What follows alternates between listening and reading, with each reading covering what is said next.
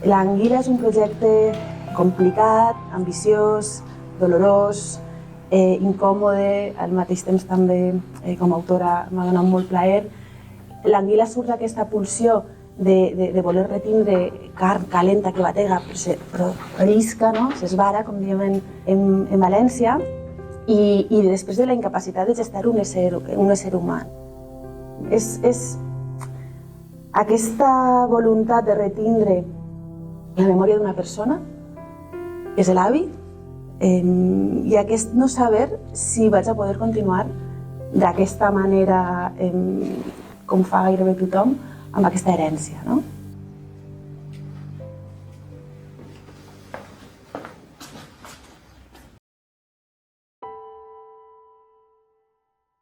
Quan vaig viure els dos avortaments, pintava molts embrions.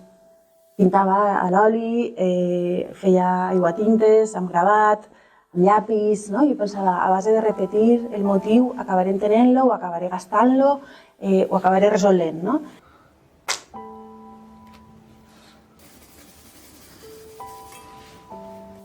La pintura és el llenguatge de la pèrdua. Nosaltres intentem amb la pintura retindre una cosa a base de capes i capes i capes que vas destruint a mesura que pintes. Inclús en les pintures on sembla que gairebé no hi hagi res de matèria, vull dir, hi ha moltes capes. També treballem, quan pintem, amb emocions i amb vivències i amb dolors molt íntims, que justament pintem perquè no volem posar en paraula o no sabem com posar en paraula. La pintura és molt més abstracta del que pensem, la pintura és pensament. Jo porto 4 anys revisant l'Anguila. Llavors aquesta Anguila té això, té moltes hores de pintura on he desaparegut i on m'he permès ser molt lliure. He après moltíssim sobre la relació amb el meu cos, sobre el lloc que ocupa el meu cos en el món, sobre aquestes maternitats, sobre les violències que hi ha sobre els nostres cossos, sobre com el llenguatge també nombra o oculta aquestes violències i sobre com de poderosa pot ser la pintura per enfrontar-les.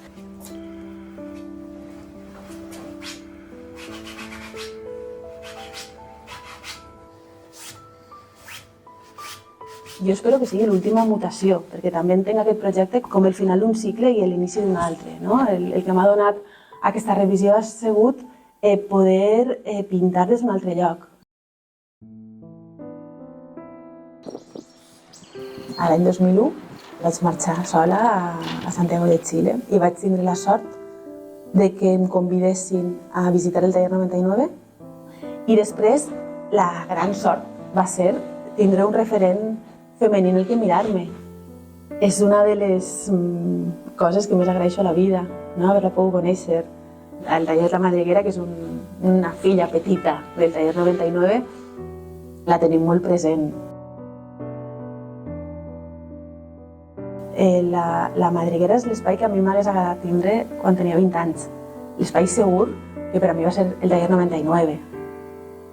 Venen autores molt joves, venen dones més grans que haurien volgut ser pintores i no s'ho van poder permetre, gent que no ha dibuixat mai, amb formació amb el que respecta a la pintura diferent.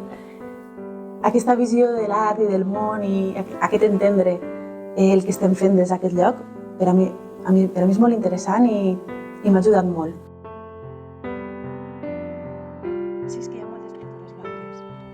Potser estàs treballant una setmana en una pintura i acaba la setmana i la pintura l'has destruït.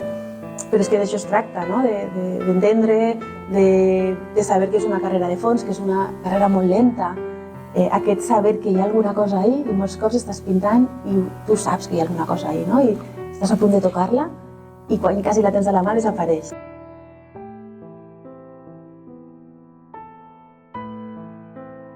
Pintar no és projectar una imatge i fer ús d'unes habilitats manuals per a resoldre-la. Jo penso que aquest és un altre dels mals dels nostres temps, aquesta necessitat de ser complaent tota l'estona, de voler agradar. La pintura no és voler agradar, és que no té sentit, això és una altra cosa.